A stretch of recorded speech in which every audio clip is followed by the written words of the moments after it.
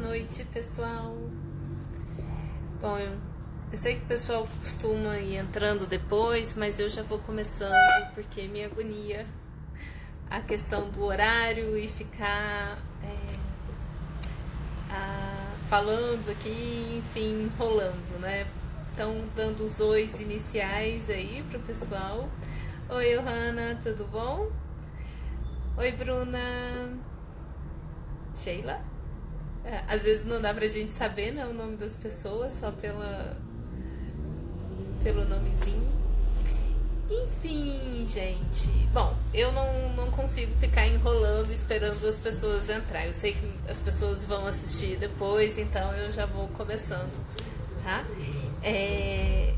Então, uma coisa que eu sempre falo, assim, que eu acho importantíssimo as pessoas aprenderem é sobre regulação emocional. Tem um negocinho na tela, pronto. Sobre a regulação emocional, né? Então, eu quero conversar hoje com vocês, quero contar um pouquinho sobre o que é regulação emocional e o que eu venho chamando de consciência emocional. Então, quando a gente começa a pensar para aprender regulação emocional, a primeira parte disso é ter a consciência emocional. Então, a ideia é da gente falar um pouquinho de como a gente percebe as sensações corporais em função de algumas emoções básicas e recursos que a gente pode utilizar para regular essas sensações, que são sensações intensas e tal. Claro que a gente não vai esgotar esse assunto e nem falar de todas as técnicas, isso é coisa pra gente ir falando em outras lives e focando, né? Então a ideia dessa live também é uma questão mais geral, tá? Então, pra gente começar a falar de consciência emocional, tem uma coisa que eu acho um barato, que é assim... uma pessoa fala que ela tá sentindo uma dor de cabeça, ou vai no médico e aí não acha nada, faz todos os exames e o médico fala, você não tem nada, isso é emocional. Ou as pessoas mesmo falam, isso pra mim é psicológico, não, isso daí é emocional. Não, e aí, você não tem nada, é emocional, é uma coisa muito engraçada de pensar, porque o emocional é tudo, né? A gente vive numa cultura que valoriza muito o desempenho cognitivo, o desempenho das funções cognitivas superiores, memória, atenção, processamento de linguagem, a escrita, a leitura, você reproduzir essa... Gente, a música me distraiu, tá? Mas vamos lá. Onde eu estava mesmo? Sim. Na nossa cultura que valoriza a inteligência cognitiva, né? Então, na escola, o que é o principal da nossa educação, né? Assim, menino bem cedo já entra na escola, logo os pais já querem que esteja escrevendo ou que esteja lendo, enfim. E aí, no nosso processo educacional, o principal é você ter uma capacidade boa de memorização para depois reproduzir o que você armazenou na prova, né? E aí, a nossa cultura ela não valoriza o aprendizado emocional, o aprendizado do nosso funcionamento da inteligência global. Então, a gente fala muito de inteligência. Depois de um tempo começou a se falar muito de inteligência emocional. E aí parece coisas separadas e nós somos um ser integral, tá? Então, a inteligência, no sentido cognitivo, ela vai estar diretamente sendo influenciada pelas nossas questões emocionais.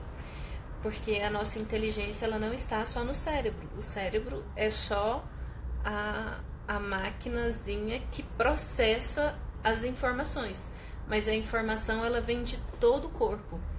Então, uma coisa interessante, assim, quando fala é emocional, eu até escrevi um texto uma vez, um artigo sobre isso, falando, não é emocional, é cerebral.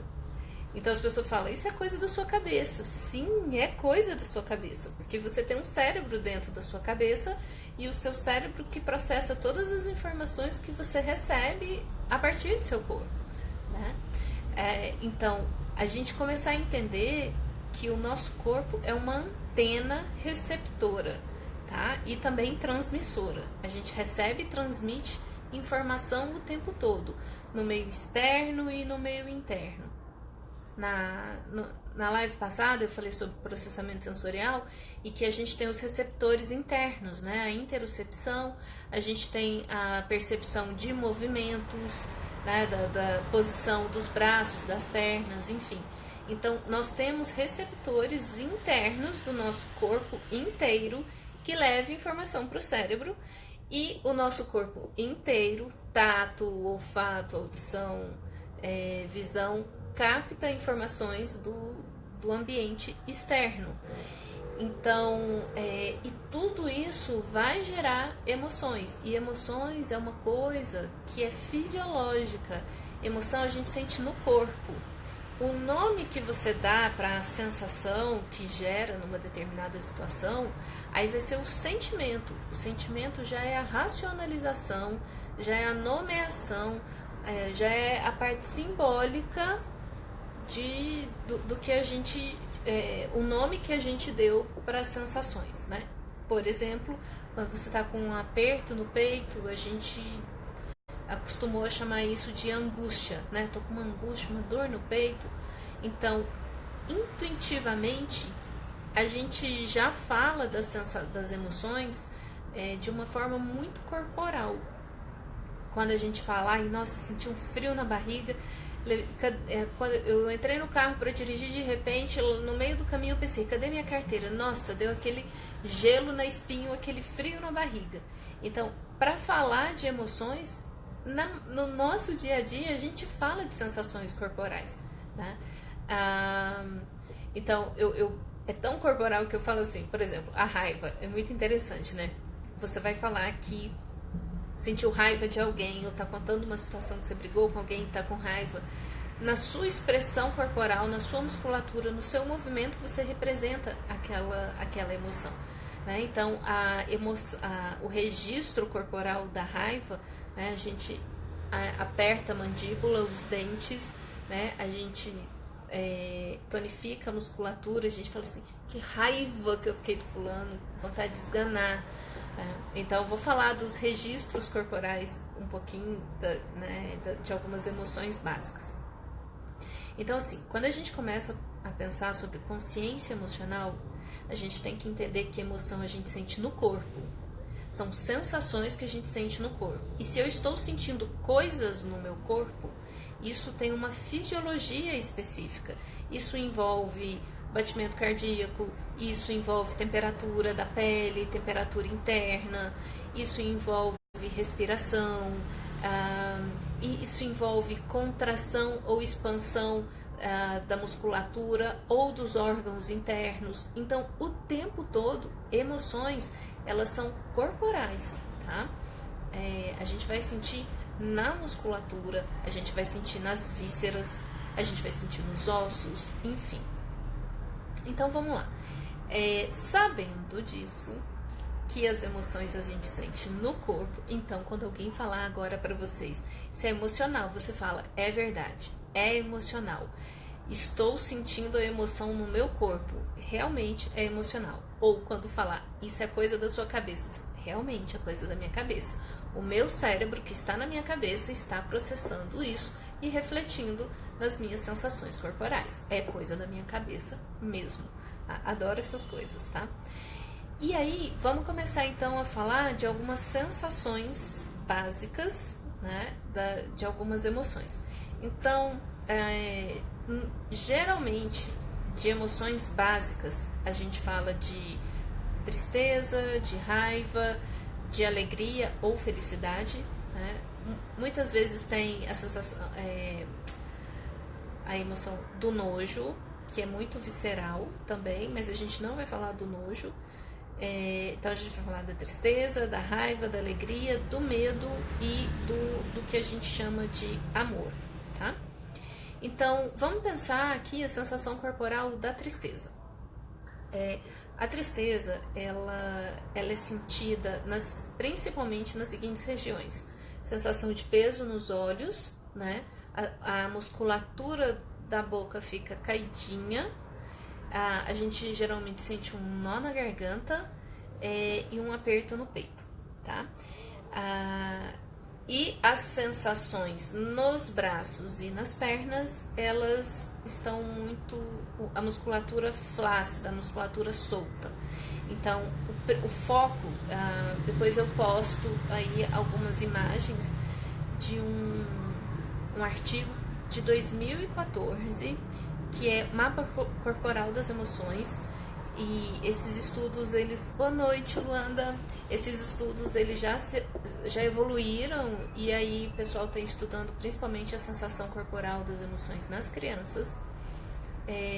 Então, acho que vale super a pena procurar esse material. Eu vou colocar essas 5 emoções básicas que eu sempre ensino para depois vocês acompanharem, tá? Então, vocês vão ver em questão de cores. Tem um homenzinho desenhado lá, e onde está mais vermelho são sensações, onde a gente sente as sensações, e onde está mais preto ou azul é porque aquilo ali não está ativado, não tem muitas sensações ali. Então, Mapa Corporal das Emoções. Tem um artigo, chama Mapa Corporal das Emoções, de 2014. Acho que são pesquisadores finlandeses, se eu não me engano. É incrível o artigo. É importante falar disso. Que eles perceberam, né? Eles pediram para as pessoas pintarem, né? Colorirem onde elas sentiam mais ativação no corpo delas, nas respectivas emoções que eles nomearam lá. E aí a conclusão que eles chegaram é que o ser humano, ele percebe, ele processa as emoções de uma forma universal. Então, se você me falar qual é a sensação no seu corpo, eu vou te falar que emoção você está sentindo, né? Porque é padrão onde a gente costuma sentir. Um problema que acontece, por exemplo, no autismo, é o que a gente chama de alexithymia, que é uma deficiência, né, no processamento dessas sensações corporais. Então, onde muitas vezes ficou configurada aquela história de que autistas não têm sentimentos, né? Não são todos, mas alguns têm alexithymia, que é a dificuldade de perceber as sensações corporais. E aí eles não conseguem identificar emoções, nem em si, nem nos outros, tá? Mas é aprendido, ele pode aprender por leitura corporal, mas ele não necessariamente consegue sentir as sensações. Muito bem, então vamos lá. Quando a gente fala nessas sensações da tristeza, né, olhos pesados, a sensação da musculatura aqui bem flácida, nó na garganta, e uma sensação de uma pressão aqui, um aperto, ok? E os braços e as pernas bem sem energia, não tem energia. Cada emoção tem uma função básica, né? Essa reação fisiológica que gera essas sensações, ela tem uma razão de ser. Então, a gente tem que pensar qual a funcionalidade daquela emoção na nossa sobrevivência. O cérebro é uma máquina de sobrevivência. Nós somos mamíferos. Nós somos animais, nós somos mamíferos, nós somos parte da natureza. Então, tudo na gente tem uma função. E o cérebro é uma máquina de sobrevivência. Então, quando a gente entra num processo de tristeza, e esse processo que a gente depois deu o nome de tristeza, o que significa quando você se sente, né, com vontade de cabeça baixa, aquele aperto no peito e sem vontade de fazer nada, você não tem energia para ação. E quando que você fica triste? Geralmente, quando vem essas sensações? Quando você tem uma ilusão, né, perde uma ilusão, quando você perde um relacionamento, quando você perde um emprego, perde uma pessoa, enfim, quando você perde algo e por alguma razão ou chegam informações novas que você perde uma ilusão de algo que você tinha, de um pensamento ou um projeto, e aí o seu cérebro fala: nossa, aquilo que eu estava planejando não é bem assim. o ambiente mudou, agora eu preciso recalcular essa rota, eu preciso reavaliar o que está acontecendo, reavaliar os estímulos, para depois eu tomar uma ação. Então, eu preciso reavaliar. Para eu reavaliar, eu preciso me aquietar, eu preciso me recolher, eu preciso ir para um processo de introspecção, né? Então, o cérebro faz com que o meu corpo se predisponha à introspecção. Então, a tristeza é aquele momento que a gente está, né, com cabeça baixa, para olhar perdido, aquela sensação nessa região aqui, não necessariamente com vontade de chorar. Às vezes a gente chora, o nó na garganta que vem quando a gente quer chorar, mas às vezes você está triste, então você está muito introspectivo. O que está acontecendo ali no seu organismo? O seu cérebro está reprocessando alguma informação que antes ele achava que era, mas aí não é mais. Chegaram novas informações. Você confiava numa pessoa, aconteceram coisas que te deram novas informações, e aí o seu cérebro falou, opa, não é bem como a gente estava pensando, vamos recalcular a rota. E aí, nesse momento, você precisa de introspecção. Não é um momento de ação. A tristeza não tem a função de te colocar para tomar uma decisão. Vai ter a emoção responsável por isso. Então, a tristeza, bem sentida, ela vai te possibilitar reavaliar a realidade para você tomar posteriormente ações ou decisões mais funcionais para aquilo que está acontecendo. O que acontece, né? A gente não aprendeu sobre essas coisas, e aí quando vem a tristeza, que é um sentimento, que é uma sensação desconfortável, a gente quer sair dela o mais rápido possível. A gente não aprendeu a processar a emoção. A gente não aprendeu a deixar ela acontecer. A gente fica o tempo todo, a gente aprendeu a ficar nos pensamentos, pensando coisas o tempo todo. Então, às vezes, acontece de seu cérebro, você captar um estímulo que você não tinha se dado conta ainda, e aí, quando você percebe, você já está triste, mas você não sabe falar de onde veio aquela tristeza. Pode ter sido um pensamento que passou na sua cabeça. Gente, a minha irmã entrou. Beijo, Carol. A minha irmã, ela é minha maior incentivadora a vida inteira. E uma das pessoas que eu mais admiro também. E mãe da Laura e do João, os meus sobrinhos lindos. Enfim, depois a gente vai falar da emoção da alegria, né? Que aí fica visível no corpo da gente, tá? Então, assim, às vezes você entrou uma informação no seu cérebro ou passou um pensamento que você não tinha percebido que ele tinha passado, e você só se percebe tristezinha. Pode parar e observar, deixa a introspecção, entra nela e sente o seu corpo. Isso, já falando de técnica de regulação, então, chama focalização. Existe um livro, beijo Laura, titia tá com saudade. A Laura tem 10 meses, eu acho, por aí, né?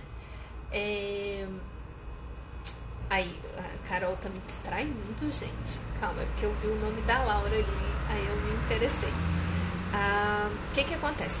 Existe um livro que chama Focalização, do Eugene Gender. Eugene, Focalização. Super recomendo esse livro, tá?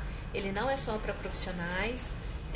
Eu tenho ele, sempre empresto meus pacientes, porque ele ajuda a gente a fazer esse processo de observar as sensações e deixar o corpo e o cérebro fazer o serviço deles, né? Nós temos mecanismos de autorregulação. Se a gente não interfere nesse processo, o corpo e o cérebro, né, juntos, eles vão... E o cérebro é o corpo, né, gente? O nosso sistema, ele vai se autorregular. O problema é que a gente aprendeu tanto a trazer e resolver as coisas em pensamentos que a gente atrapalha esse mecanismo de autorregulação. Então, percebeu que está numa emoção de introspecção, você não sabe de onde vem, se dá um tempo para aquilo. Eu falo para os pacientes na sessão, a gente vai fazer um processamento agora, a gente vai dar tempo e espaço para o seu corpo se autorregular. sente a sensação, observa onde está o maior foco, né? Se é aqui, se é na garganta, e mergulha nisso, como se você pudesse entrar e ver por dentro a sensação. E veja o que acontece, né? Então, esse mesmo, Eugene Gendlin.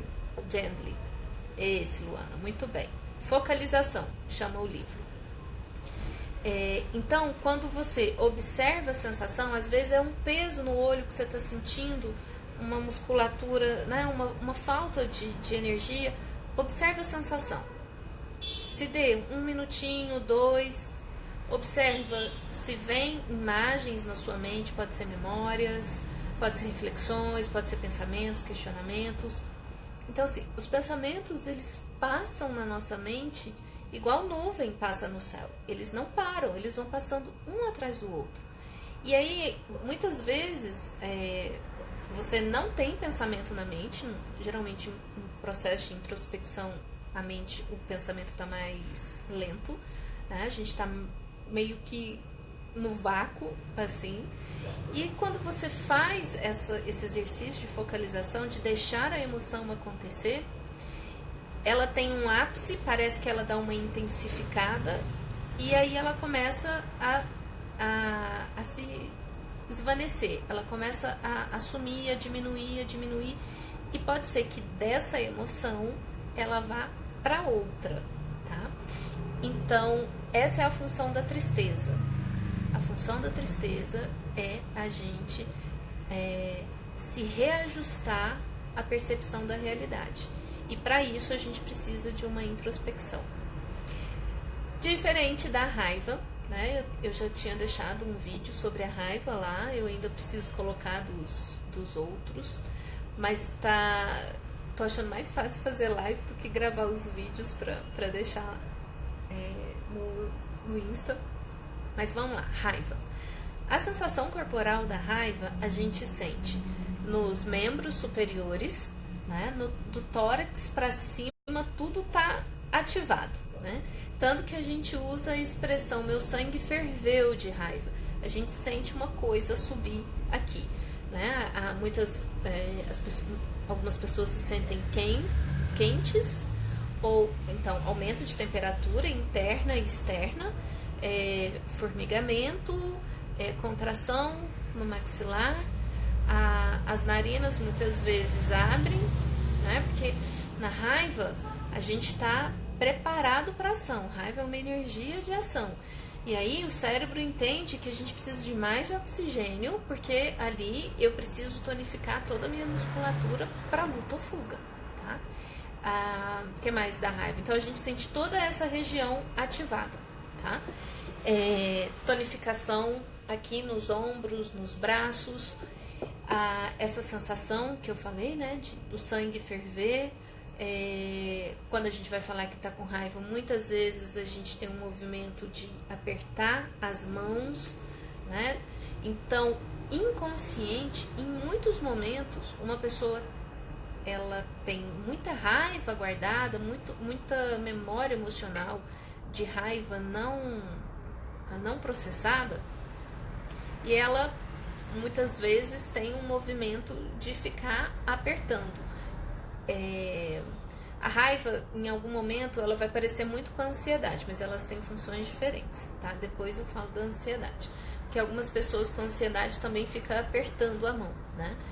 Porque tanto a raiva quanto a ansiedade são energias para ação, tá? Qual é a função evolutiva, ou qual é o papel, a utilidade da raiva na nossa sobrevivência? A raiva, ela é uma energia para ação.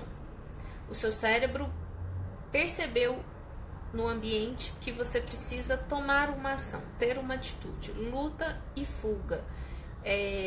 Existe uma ameaça, existe uma percepção de uma ameaça. E diante de uma ameaça, eu vou lutar, ok? Aqui eu estou separando as emoções de forma didática, mas elas podem acontecer ao mesmo tempo, tá? Então, depois a gente vai falar do medo, mas o que acontece? não é que algumas pessoas falam, eu não sinto raiva. Sente sim, porque você tem cérebro e o seu cérebro processa raiva, e isso é instintivo. Você pode não saber identificar as sensações que se denomina raiva, mas você sente. E o que pode acontecer também é que a vivência da emoção da raiva, ela pode na sua cultura familiar ter sido reprimida. E aí a criança, ela aprende que ela não pode ter raiva. E algumas crianças com determinado tipo de perfil, elas vão introjetar a raiva. E aí, em função do medo, de expressão da raiva, a gente introjeta a raiva. A gente vai chamar isso de autoagressão. Fica acumulado, ok? E aí, raiva não é sinônimo de agressão, e agressão não é sinônimo de violência. A gente precisa ter energia de agressão. Energia de agressão é energia para ação, disposição energética para ação.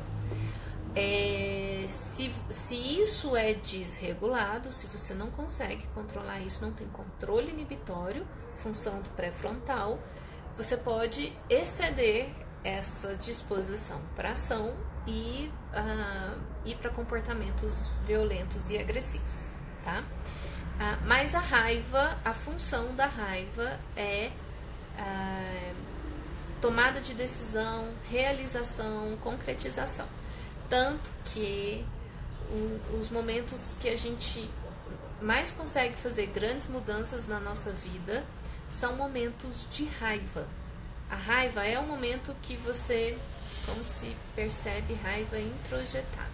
Tá, depois eu volto para ver as perguntas, tá, gente? Aí eu te falo, eu explico isso. Porque aí eu me perco. Ok, vamos ver como a gente identifica. O que eu chamo de raiva? Muitas vezes, não é que você está com raiva de alguém, não é que você tá você pode estar com raiva de você, a gente sente raiva da gente mesmo. E a raiva, ela parte de um estilo de pensamento assim. Toda vez que você partir do princípio que algo podia ter sido diferente, poderia ter sido diferente, tinha que ter sido diferente, aquela pessoa tinha que ter agido daquele jeito, vai te trazer uma contrariedade, ou seja, foi contra a sua vontade e agora aquilo te pede uma ação nova. Porque se a pessoa tivesse feito daquele jeito que você mentalizou, e provavelmente você mentalizou um comportamento do outro que facilitasse a sua vida de alguma forma, se a pessoa tivesse agido daquela forma, aquilo não exigiria um esforço da sua parte. Já que o comportamento da pessoa foi diferente do que você pensou, agora isso te exige um esforço. E como é que o cérebro faz com que a gente tenha esforço? Energia para ação. Como a gente sente energia para ação, o sangue ferve para você agir. Membros superiores bem ativados, né? Aí, só que você não sabe disso, você só sabe que você ficou com muita raiva do fulano, né? Ou de uma situação. Você planeja algo, aquilo não acontece daquela forma, e aquilo vem uma raiva. Por que que vem raiva? Por que que vem essa sensação? Porque já que não foi da forma como você planejou, agora você vai ter que ter um esforço para recalcular e agir de uma outra forma, buscar soluções. Raiva é uma emoção com uma funcionalidade de busca de soluções. Mas se a gente não aprende a respeitar a raiva, vivenciar a raiva, a gente vai viver uma raiva disfuncional. E uma raiva disfuncional, ela vai virar contrariedade, frustração e depressão. E isso é importante. A base emocional da depressão não é tristeza. A raiva emocional da depressão, a base emocional da depressão é a raiva. Então, a depressão, ela acontece na vida da gente quando alguma coisa está acontecendo na nossa vida que a gente não se sente em condições de enfrentar, em condições de tomar uma decisão, você tá contrariada, você não aceita aquilo, isso eu não aceito viver, é isso que é pra viver, então eu não vou. Então, quando você pega um paciente deprimido e vai fazendo uma retrospectiva, a gente vai chegar num ponto de contrariedade. Eu já estive num quadro depressivo e eu falo sempre isso. Depois eu vou fazer uma live só sobre depressão, eu acho importantíssimo. Depressão é um adoecimento do órgão que a gente tem na cabeça. Se vocês não sabiam, então eu estou contando que vocês têm um órgão na cabeça. Gente, a gente esquece disso. A gente tem um cérebro na cabeça. E esse órgão adoece como qualquer outro. Você tem infecção de garganta, você tem problema de pulmão, você tem sinusite, você tem gastrite, você tem problema intestinal, você tem problema nos olhos, na audição. Enfim, todos os órgãos adoecem. E o cérebro é um órgão que adoece como qualquer outro. E um dos adoecimentos desse órgão pode ser a depressão e que ela vai ter sintomas clássicos em função disso. O problema é que os sintomas da depressão não é tosse, febre, dor no corpo pode até ser, não é vômito, mas são sintomas muito parecidos e familiares com aquilo que a gente está acostumado no dia a dia. Alto nível de irritabilidade, falta de sono ou dormindo mais do que o comum, apetite alterado ou para mais ou para menos, falta de prazer e satisfação, dificuldade de concentração, sentimento de culpa e incapacidade. E aí vai piorando isso, né? Humor deprimido, né? Humor down, ideação suicida e por aí vai. Ok, então eu estive num quadro de depressão, meu cérebro adoeceu em função de um alto nível de estresse, de carga de trabalho, de um lugar que eu já não queria mais estar, mas que era difícil eu tomar a decisão de sair. Né? Eu fiz 5 anos a prova para entrar na Marinha, o concurso, e aí, para perceber que não era aquilo, foi bom ter vivenciado, para tirar aquela expectativa, aquela ilusão que eu tinha do meio militar. Mas aí, como você desiste de um projeto longo da sua vida, né? Então, isso foi minando, porque eu sabia que eu tinha que tomar uma decisão, mas não tinha coragem. E aí, mas ali eu não queria ficar, aí começa uma contrariedade, mas isso eu não quero viver. Então, quando você começa a ficar sem saída, aí é onde a gente começa a entrar no quadro depressivo, tá? Ok. Então, a raiva, ela é a energia que vem para uma tomada de decisão e de ação, só que se não é bem vivida, se não é bem processada e associada saudavelmente com as outras emoções, a gente vai adoecer de várias formas, tá? Ok. Existem formas da gente processar, porque a emoção, a sensação corporal da raiva, ela é muito intensa.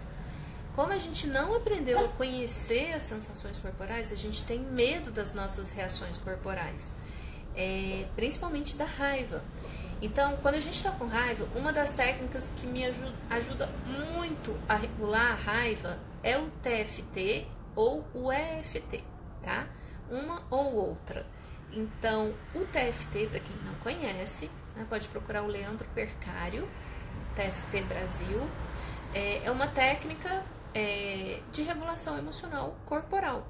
E isso é muito interessante, porque a gente não está falando que as emoções são corporais, então a gente não regula a emoção através do verbal. O verbal é cognitivo, é pensamento, né, raciocínio.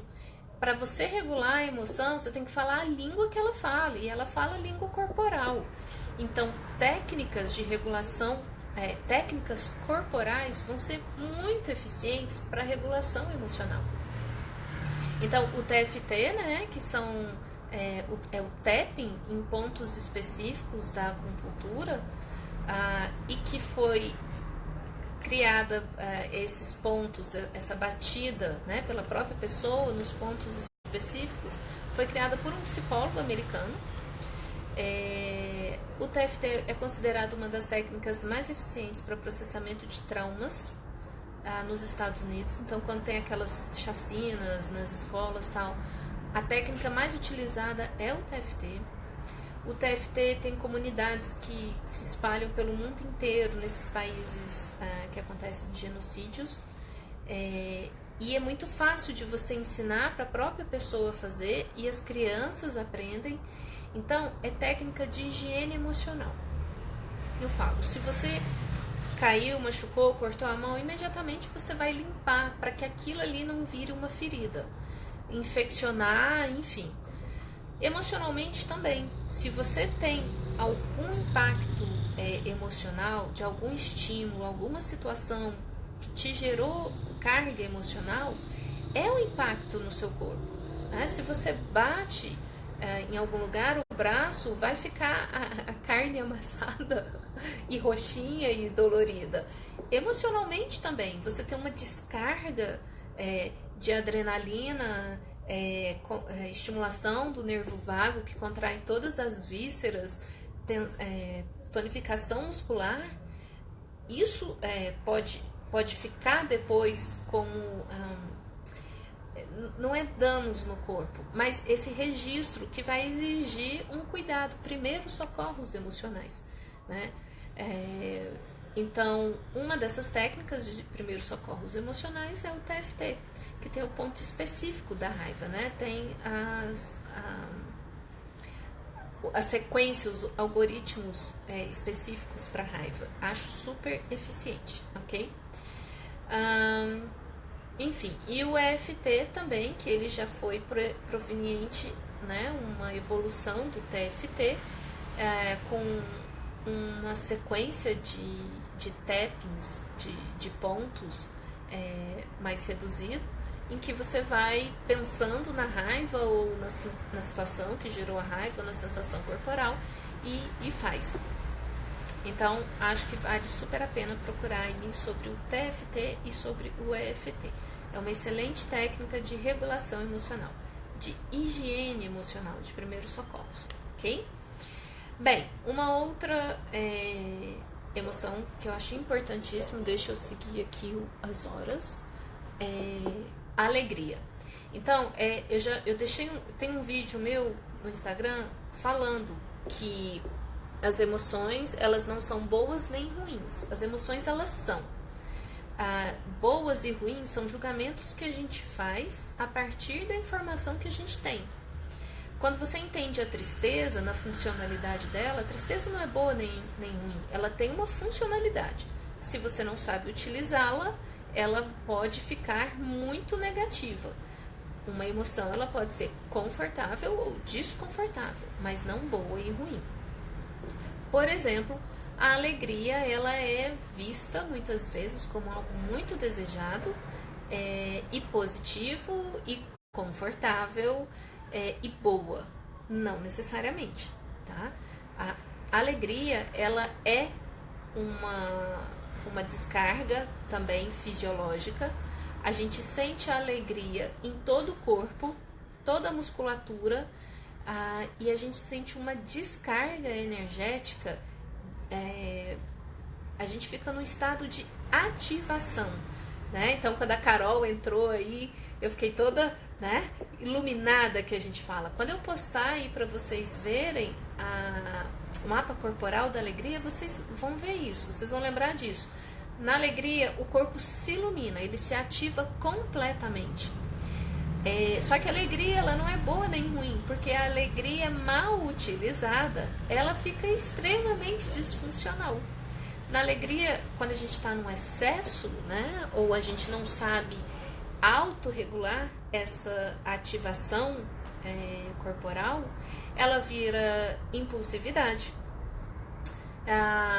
Você vai gastar mais do que devia, você vai comer mais do que devia, você vai beber mais do que devia, você vai falar o que não devia, né? Então, na ativação da alegria, muitas vezes a gente não pensa em consequências, né?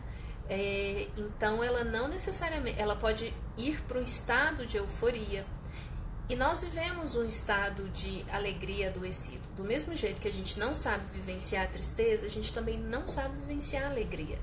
né? Porque a gente busca na alegria uma vivência de euforia. Só que depois que passa a euforia, né? Você está num nível super alto de ativação e ter que frear isso vai para uma sensação, assim, não falo nem de estar down, mas só de você estar num excesso, não é? Numa euforia e ter que ir para neutralidade já precisa de um esforço, e a neutralidade ela se torna entediante. A neutralidade é uma sensação que eu também trabalho muito com os pacientes, eu vou falar rapidamente aqui. Então, saber viver a alegria, ela também vai ter uma funcionalidade. E a funcionalidade da alegria é a socialização, é o compartilhar, tá? Quando a gente está alegre, quando acontece alguma coisa bacana, a gente quer compartilhar com o outro. Então, é de sintonia, é de vibração, é de vida, sabe? Só que o que acontece é que a gente é treinado desde criança ao tipo de alegria empolgação, pico de alegria, e não uma alegria funcional, tá? Então, a gente treina o menino a gostar de ganhar presente, vou ganhar presente, né? Então, essa empolgação, e quando você não tem isso é viciante, é uma sensação forte, né? Quando você não tem isso, você acaba fazendo um julgamento que as coisas não estão bacana, que não tá legal a vida, e aí do pensamento você vai para um sentimento depressivo, ou entristecido, ou enraivecido, tá? Então a sensação corporal da alegria, ela é no corpo todo, e como a gente vê alegria nas crianças, a gente observa alegria nas crianças e nos animais. As crianças brincam, elas estão alegres, elas gritam, é tudo over. Eu tenho o Snow e a Sol, os dois cachorros. Então, quando eu falo a palavra proibida aqui em casa, que é passear, vira uma gritaria, vira uma empolgação, eles começam a brincar entre eles. Então, é instintivo, é uma reação corporal instintiva também, tá? Uma outra emoção que eu acho importantíssima é o medo. Então vamos pensar na reação corporal do medo. O medo é diferente da ansiedade. O medo a gente vai sentir muito com uma sensação nessa região toda. Não tem muita ativação nos braços e pernas, né? Então a gente sente na mente, na sensação na cabeça, coração disparado e sensação no estômago, né? Muitas vezes a gente tem aquele frio na barriga, aquela descarga de adrenalina, tá? Então o medo, ele tem uma função muito específica na vida da gente. É uma sensação desconfortável, uma sensação física desconfortável, mas ele é extremamente necessário à sobrevivência. A função do medo é cautela, é proteção. Para a porta quando escuta a palavra. Sim, eles escuta passear, viram desespero aqui em casa. E é alegria mesmo, né? Isso é um comportamento de alegria. Você vê isso nos filhotes, você vê nas crianças, você vê nos cachorros adultos, enfim. Ok, mas indo pro medo. Então, o medo é diferente da ansiedade, tá?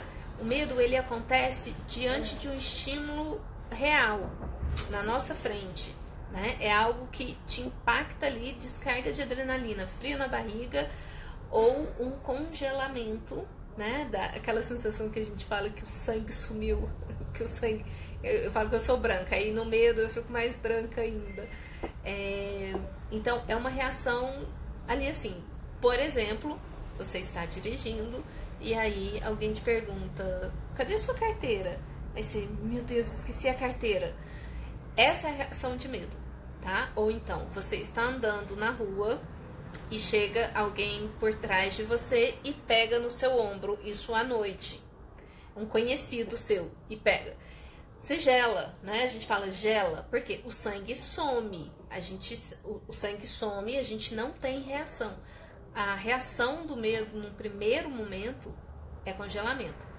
Então a gente fala muito dos instintos de sobrevivência, luta e fuga, mas existem outros: luta, fuga, congelamento e colapso.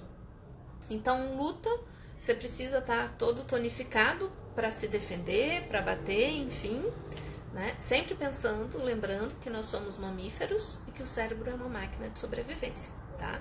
Então, o cérebro ele foi evoluindo em questão da nossa luta de sobrevivência lá nos primórdios, fugindo de predadores, ok? Fuga, você precisa ter força na perna, o coração precisa bater rápido para você conseguir fugir, ok? Nessa hora a gente não tem muita capacidade de pensamento para decidir coisas, no susto mesmo que a gente faz. O congelamento, que é muito comum no medo, que vocês já devem, provavelmente sim, imagino que sim, pelo menos os autistas em algum momento já brincaram com os bichinhos. Já viu formigas, essas formigas maiorzinhas assim, que você mexe nelas, elas abaixam e ficam paradinhas? Aranhas fazem isso, lagartixa fazem isso, répteis em geral fazem isso, cachorros fazem isso. A Sol, minha cachorrinha, quando a gente está passeando e ela vê um cachorro à distância, ela vai andando e abaixando, aí ela fica paradinha. Aquilo ali, ela não sabe se aquilo é um predador ou não, então eu vou ficar quietinho, porque vai que eu me torno desinteressante, tá? Alguns animais, gambá, pombinhas, pássaros em geral, coelhos, enfim, nós também, a gente tem esse sistema de congelamento, né? Que a gente trava, a gente não tem ação, a gente fica congelada mesmo. E o voltar do congelamento é muito desconfortável, porque aí precisa liberar aquela energia e vem tremor. A gente tem medo do tremor, não sabe o que fazer com ele. Gente, primeira coisa, tremor é bom. Começou a tremer, tá ótimo, é seu corpo liberando a descarga de energia. Não tá acontecendo nada de ruim, você não vai ter um colapso. Deixa tremer, sente o tremor, focaliza, sente a sensação. Em questão de 5, 10 minutos, seu corpo vai parar de tremer e vai se autorregular, tá? Só que quando a gente começa a tremer, principalmente no medo, né? Dá aquela descarga de adrenalina de uma vez, depois vem o tremor. Porque agora o organismo precisa liberar aquela energia que ele disparou, tá? E isso acontece através do tremor muscular. Só que quando a gente começa a tremer, a gente tem medo disso, porque a gente não sabe o que fazer. E o que a gente gravou sobre o tremor isso é ruim, eu tenho que fazer isso parar. A gente trava, a gente não deixa. Quanto mais a gente trava o tremor, mais isso intensifica a descarga de adrenalina e não deixa o seu corpo se autorregular.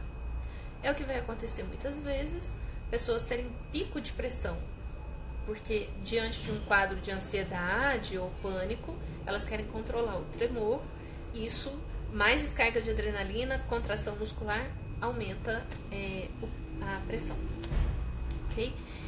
O medo tem essa funcionalidade de um alerta, né? Um primeiro congelamento para você identificar o que está acontecendo, e aí depois vem luta e fuga. Você corre, sei lá, ou colapso, que é desmaiar, tá? Um medo não sentido adequadamente, que é não saber o que é aquilo, ter medo do próprio medo, ter medo do desconforto, faz com que a gente comece a desenvolver crises de ansiedade, porque agora você teve um medo, agora você passa a ter medo de ter medo, aí isso vai virando um ciclo, tá? A gente passa a comportamentos evitativos, então um medo disfuncional, ele é limitante, tá? Então o que eu falo para as pessoas, sentir um medo não tem problema, é com medo mesmo que a gente vai, é com medo que a gente faz. Quando você aprende a não ter medo do desconforto, dessa sensação, você para de evitar as coisas, porque agora você não tem medo mais das suas sensações corporais. Travar, sim, claro que poderia sim, porque sonho é processamento de informação. E aí, se o seu cérebro entende que naquilo está acontecendo, ele vai ter toda a descarga durante o sono. Depois eu falo mais sobre isso, ok? E a última emoção que eu queria falar, para eu não perder a hora aqui, deixa eu ver, senão ele desliga na minha cara.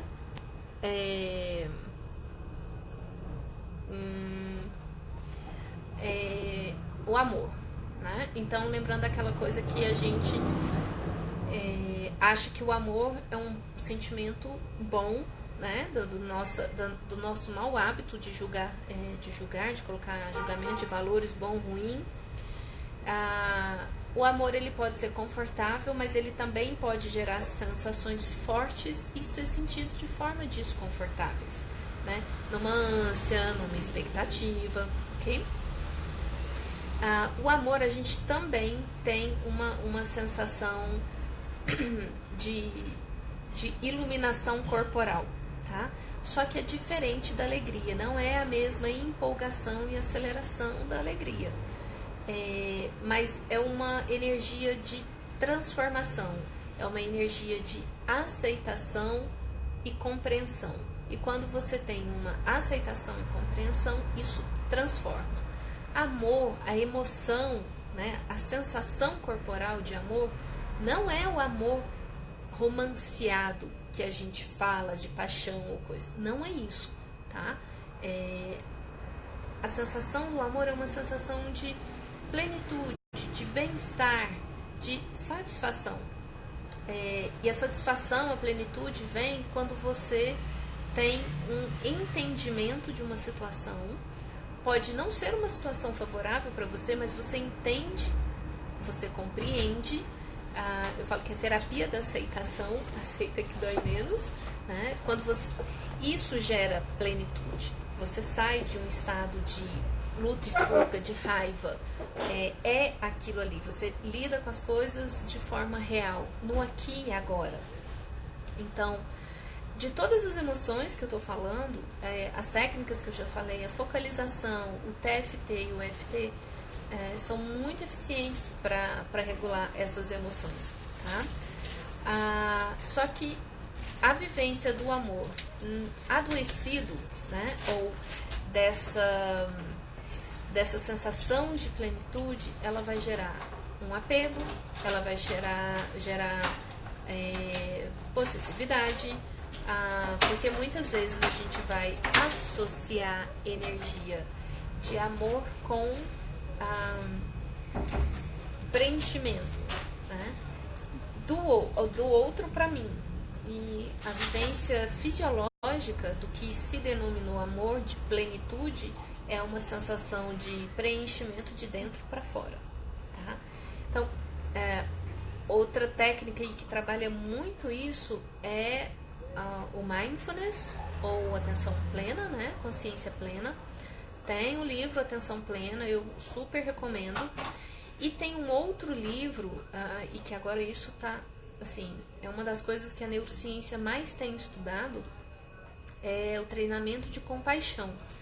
Compaixão é uma habilidade que se desenvolve igual aprender a ler, escrever e etc. Tá?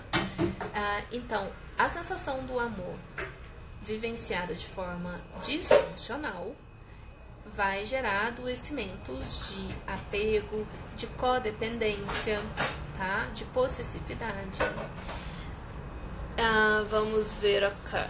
Tenho 6 minutinhos. Eu vou encerrar esse vídeo e aí vou entrar de novo para responder as perguntas, e quem tiver mais pergunta, manda aí. Espera eu entrar de novo, que aí vocês mandam, tá certo? Deixa eu só ver aqui as perguntas que eu tenho que responder. Quem eu não lembrar, que eu tô super atrapalhada aqui, me pergunta depois. Tá, como se percebe a raiva introjetada? Raiva introjetada, vou falar da raiva introjetada. Vale para raiva de situação financeira e profissional? Certamente, vale sim. Do sono, né? Sentir medo no sono, perder a voz, travar no sonho, extensão do congelamento, ok. Tá, então vamos ver aqui, 5 minutinhos. Vai ficar salva.